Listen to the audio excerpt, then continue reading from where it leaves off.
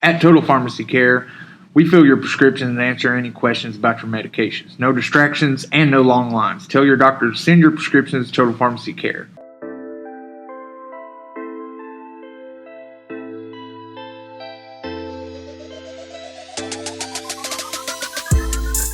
All right, we're back. Episode 9.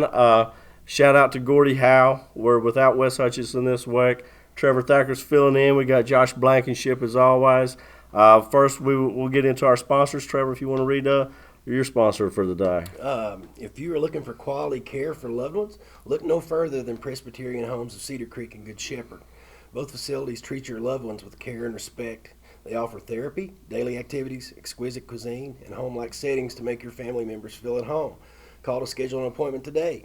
At Cedar Creek, call my wife, Jessica Thacker, at 432-8243, and at Good Shepherd, call 456-8725. Caring for your loved ones is what we do best. Also, we're brought to you by Nova Pharmacy and Caremore Pharmacy. It's flu season, and professional pharmacists at Nova Pharmacy and Caremore Pharmacy want you to get vaccinated. Call Joel or Sandy Thornberry today and get vaccinated and stay healthy. Call 606-432-2274 for Nova Pharmacy or 639-2273 for Caremore Pharmacy. Shout out to Joel Thornberry. Great dude. We did a story on him last week. Also, keep in mind that Bruce Walters has just updated their pricing on all their new inventory. Check them out at brucewaltersford.net. Also, make sure to give us a like and subscribe at the bottom. All right. That's an important thing. Very important. All right, we're going to get into everything. We're going to do talking picks now. But before we get into that, last week everybody was talking about Pikeville Hazard. Well, that kind of unfolded. It was all Pikeville. I mean, no disrespect to Hazard, but Pikeville is a very, very good team. And just in case anybody didn't know how good they were, they let everybody know. I mean, that's not saying that Hazard's season's over and they can't do anything. But if Pikeville plays like that, they're going to be trouble in that Class A. And, they got another showdown with Hazard probably in that second round. I mean, it's going to be interesting. And speaking of Class A, the other district in the East that we've got to, get into, Raceland, Paintsville. That decides who wins that region over there, Trevor. And that's, you cover Paintsville. I mean, just give us a breakdown of this game a little bit. Well, Paintsville had been, cruising right along. Actually, they had that 1-point loss to Pikeville, which was a really, really good game. But a couple of weeks ago, Jake Hyden, their starting quarterback, goes down. They've got a new quarterback, Frederick James, in. He's young. Showed some promise, played well against Hazard. He really did, Randy. And, he'll get the playbook. I think he's, learning on the fly kind of now. He's thrown into the fire. So, but that Paintsville Raceland game, that's going to be, that's for all the marbles for that one seed. It's in the situation where Pikeville Hazard was last week. These two are probably going to face each other in the second round of the playoffs. This is for home field, so huge game again. I mean, and Raceland, they played Pikeville as well, I think the week after Paintsville did, and only lost 12-6 at Pikeville. So both these teams are really good. Both of them are staples in Class A. They always make deep runs. With that being said, I took Paintsville to win this game at home. I just like what they're doing. Trevor, I mean, I'm sure that you like this Paintsville team from what you got to say. Yeah, and I'll go with you on that. I think Paintsville will ultimately win that one. Mm-hmm. Paintsville just, they're a juggernaut. They just keep going and on and on. So Chirico does a great job with those guys. He's a great coach, great mind. We're going to see Friday night, that Raceland-Paintsville game. That's going to set it up. And like we said, that'll probably lead to Pikeville-Paintsville again. Yeah. If folks don't know out there, Pikeville traveled to Paintsville back on September 6th. It was a 9-8 ball game. So it was more like a baseball game than it was. But, this one's going to be a good one. This is the most exciting time of the year, postseason play. Well, and I think I'm going to finish off the clean sweep with you guys. I'm going to take Paintsville in this one too, and I think it's mostly because their defense has showed me a lot this year. Just simply like we know how explosive Pikeville's offense is, and for them to hold Pikeville under 10 points, like that's really good. Yeah. So, I mean, I think that carries over. Well, Paintsville has explosive players all over the field, too. Yeah. With the Phelps brothers, I mean, the Karsten Poe. Yeah. Up front, they got Blackburn. Yeah. I mean, they've got some players as well. So, very complete team. Raceland's always complete, too. So, it's going to be a good game. But moving on, we got another big one.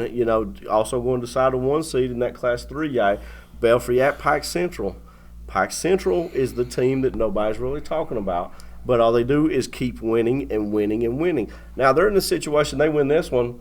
They've never beat Belfry before ever since they've been playing football. Right. Never beat them. But now the stakes are high. They're hosting. They're on a roll. Who knows what's going to happen? I mean, Pike Central is – and Josh got to see Matt Anderson up close. And if you've not got to watch Matt Anderson play – very personal. the kid is a player. He's a big kid who runs hard and fast. And, I mean, he's a load to bring down. I mean, Josh, just kind of talk about that Pike Central team a little bit. Man, honestly, they're multi-dimensional, really. Tyler Hunt, I mean, he's dual threat quarterback. He can run, he can throw. I think they really lean on Matt Anderson to get them going really quick. The defense, Keegan Bentley is a ball hawk. He is. I think he's all the time trying to make a play. He's a playmaker. Yeah, and that's just on both sides of the ball. Even when they got him at receiver, he's a playmaker. Right. So, I mean, with that being said, I took Belfry in this simply because I watched that Belfry team the other night. Against Lawrence County. Yeah, and they showed a lot of grit, man. And this Belfry team now is starting to get healthy. Yeah. That's the thing early on that a lot of people didn't know. This team has had a lot of injuries. Isaac Dixon didn't play 3 or 4 games in a row. He's back now. Seth Mounts had missed a few games. He's back now. So Belfry's getting healthy at the right time for playoffs. So I went Belfry as well over Pike Central, but I do like this Pike Central team. You know, Pike Central, it's probably the quietest. I think they're 7-1. 7-1. Yeah. You know, they kind of came in like a lamb. You know, nobody's really talked about them. Obviously, they're getting it done. But you know, I got to go with you guys. I mean, you know, the history of Belfry. You know, you never count Haywood out. You never count the Pirates out. So even though Pike Central's, obviously they're there. They're good. And that's just a testament to Eric Ratliff, who's got this team back and going. You know, everybody knows what he did at Shelby Valley a few years ago. He's doing the same thing at Pike Central. I mean, it's hard to do is build programs from the ground up. I mean, man, they're really clicking right now. So, I mean, I wouldn't be surprised if I get this pick wrong. I mean, it's one of those interesting games because, it's going to be a good test for Pike Central to see where they're at heading into the playoffs because next week's last week of regular season. And we know that. And, that's going to set up we'll skip ahead a little bit just because we got Trevor here and he gets to see Johnson Central. But next week we got Johnson Central and Belfry. And that's going to be a big – Belfry's never going to overlook anybody, but they know they got that game looming. They know. And, and Jim Matney probably the best at preparing a team going into the week. Johnson Central is a really special football team. Not taking anything away from Belfry. Belfry's got that history, and they've got the master on the headset, Haywood. But I've watched Johnson Central week in, week out, and it's been rare that I've witnessed a team like that just dominates from the first whistle to the last. That's going to be a big game. I would have to go Johnson Central on that one. I've not, out of their opponents this season, I've not seen anybody even come close. And these last 2 games for, Belfry especially is going to be big in the RPI rating because, that's going – but, it's going to be big for Pike Central and Johnson Central too because they both need that win, that power off of Belfry. So, it's very interesting the last couple of weeks. And, maybe it'd be a game where Johnson Central could rest guys like in previous seasons, but – now you need that RPI, that win for the RPI ranking. So very, very intriguing stuff in the last couple of weeks of the season because of RPI. Moving along, we go right into college now. We got Wisconsin at Ohio State. Ohio State's a 14-point favorite. I know Wisconsin's coming off a loss. I went Wisconsin anyway. I just want to see an upset happen, and I figured everybody was going to go Ohio State. So I'm trying to be different. I'm trying to get out of the bottom. Well, and this being personal, I've never been an Ohio State fan, and that's not going to change. I'm going with you on this, Randy. Wisconsin, I hope the knockoff. I'll be the lone wolf. I'll take Ohio State in this one. But I like Fields in that offense, well, man. You got Corey back there who took Ohio State. That's I'm good. sure the majority, if you look through the list, the majority of folks picked Ohio State. I'm not looking at it. All right, moving along. We got Auburn at LSU. LSU is clicking. They're 11.5-point favorite at home. I like what Joe Burrow is doing. I like that team. A lot of good receivers. He's just throwing touchdown after touchdown. I went LSU, and I think they're going to cover that 11.5. I like LSU in this one too. I think Joe Burrow, he's a hot boy. Like he's really about anything that comes out of his arm. Like if it leaves his hand, it's probably going to go for a catch or a touchdown. Yeah, LSU, they're a powerhouse in the SEC. They have been for decades, and they're clicking, like you guys said. I'm gonna go opposite you guys. Though it's That's not a bad pick. War Eagle is always not a bad pick. They're there every year. That's going to be a really good game right there. I think Auburn LSU. It should be a dogfight. It really should. I think that 11.5 is high, but I'm still going to think that I might take LSU to cover that though. Honestly, yeah, I think LSU covers it, but I got to go with the Tigers. I mean, man, anytime you've got one of the top 5 quarterbacks in the nation, and Joe Burrow, by all means, I don't know how many touchdowns he's got now. It's 30+. And last week, just watching a little bit of the game, man, the guy is just unbelievable. It seems like he throws guys open, and that's hard to do at that level. It'd be interesting to see if he can do that against a good team like Auburn, but, that's why they play the game. That's it.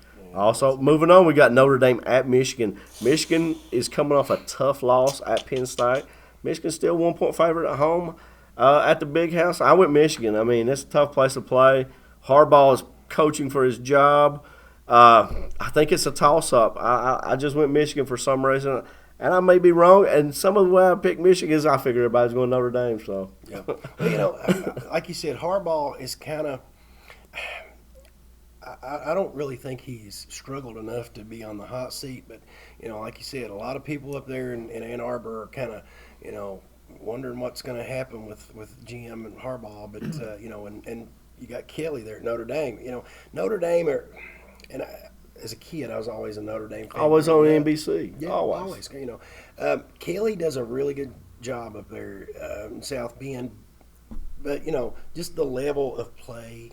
I think that Notre Dame, their strength of schedule, and then you look at who Michigan plays. I've got a lot of family that graduated from U of M. This is a neutral game for me, or like just a wipe off for me, because I've always liked both the teams, but I'm like you, Randy. I'm probably going to have to go Michigan on this one, because I think the Wolverines are going to come out and they're going to try to produce for Harbaugh. Yeah. See, I have picked Michigan every time we've had them on the picks, and they have let me down every single time. So I went Notre Dame in this one. But I think I disagree a little bit. I think Harbaugh is on the hot seat, but only in the sense, like, at Michigan, man, it's not enough to play a bowl game. You got to win. It's not enough. Yeah. You got to compete for national titles. Well, you got to beat Ohio State too. That's the main thing. Before you win a national title, you got to beat Ohio State. He's not done that. So. No. So, I mean, I think he is on the hot seat. Now, I don't think he's going to lose his job if he loses this game, but... I mean, if he loses a couple more this season and Ohio State's one of them, who knows? Yeah, I don't think they're beating Ohio. I don't either, but... with next game, we got Virginia at Louisville. Virginia's 3.5-point favorite on the road. Louisville can put up points. I went Louisville at home. I mean, I don't have a confidence in either one of these teams, but I just had a feeling Louisville at home. I watched, I think it was a week before last, I caught a little bit of Virginia. They spread the field out a little bit. They throw the ball a little bit. But, you've got Petrino there at Louisville. He's, he can score some points. He can score some points. I mean, he's an offensive guru. He is, and they've always, been there. They played Notre Dame earlier in the year. That was Notre Dame pulled that one out, but it was, still a pretty good game for Louisville. I'm with you, Randy, just for the fact that they're in state. I'll probably have to go Louisville on this one. I actually went with Virginia, just because. I hate Louisville, man. I have no other reason. I hate Louisville. Hey, so, hate's a real thing when you're in sports and you got teams. So I got you. I don't hate the people over there. I just hate Louisville. All right, our last college game, Missouri at UK. Missouri 10.5-point favorite on the road. UK has a lot of problems this year. The Georgia game was rough. They played hard. They're playing hard. You can't take that away from them.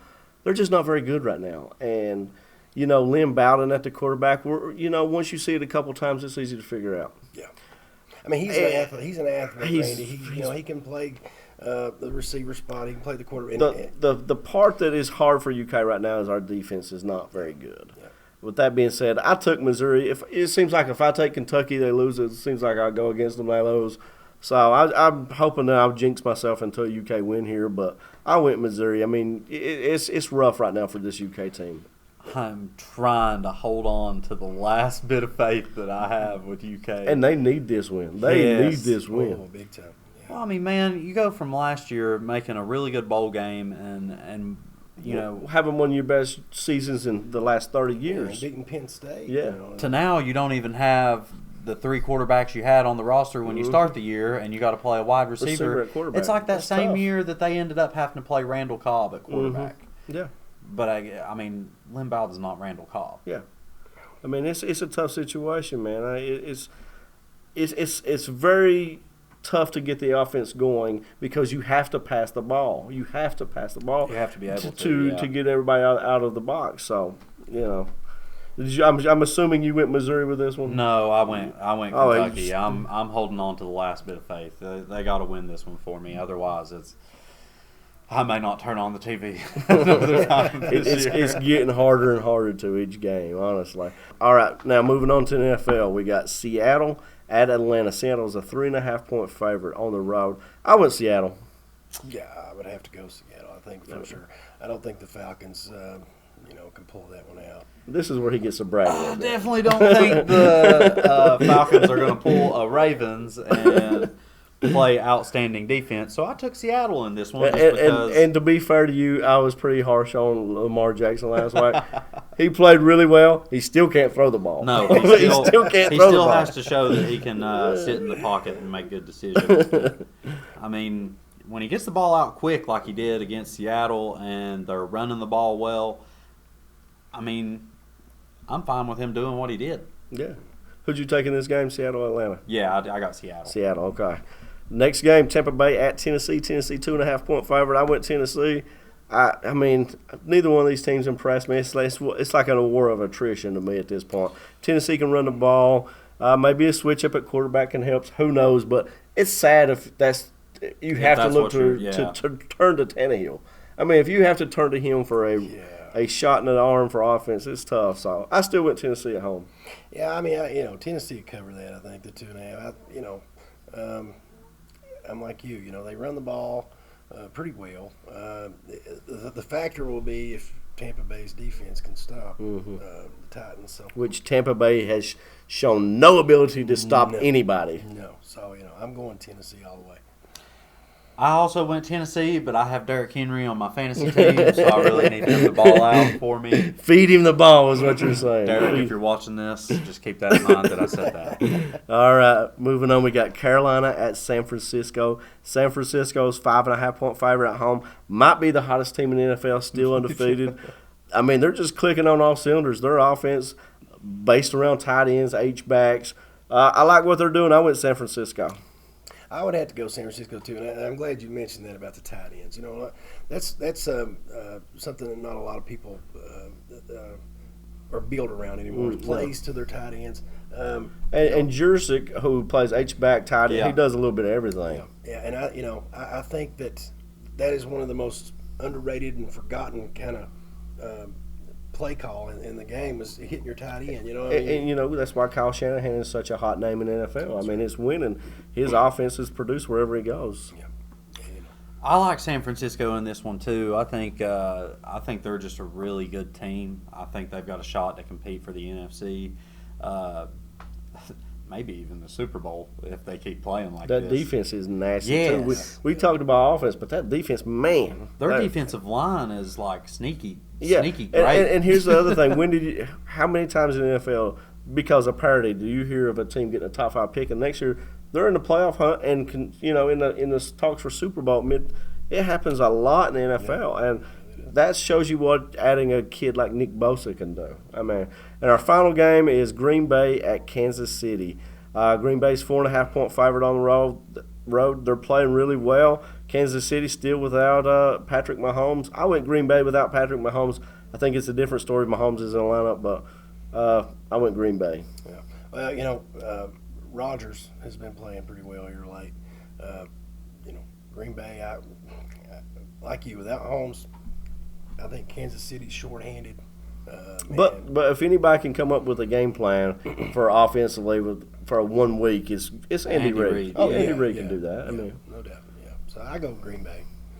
I'm riding that Green Bay defense, man. That They've been defense, playing very underrated outstanding all year. And now that Aaron Rodgers has got that defense, we know what he did the last time he had a defense. So I mean, he's not been playing as well as he had been in the past, but he's still showing flashes. He hasn't had to. Yeah, he's showing flashes of what That he can do. still do. Yeah, it. absolutely. So I think we're all agreed here at Green Bay. All right. That's going to wrap up this week. We'd like to give a special shout out to Wes. Hope everything's going well. Hopefully he'll be back next week. And, we hate that he had to go out, and we hope his grandma's feeling better. Also, we want to thank our sponsors. Shout out to everybody who's sponsoring us. We got a lot of ideas. We can bring them alive if we have the sponsors. So you don't know how much it helps. We really appreciate that. And, again, just like, subscribe, comment. Let us know what you think about the show, what we need to talk about, what you want to hear, somebody you want us to go out and interview. We'll go talk to whoever. We love doing the interviews. So that's some of but we're going to wrap it up for this week. Stay tuned next week. We'll be back with episode 10.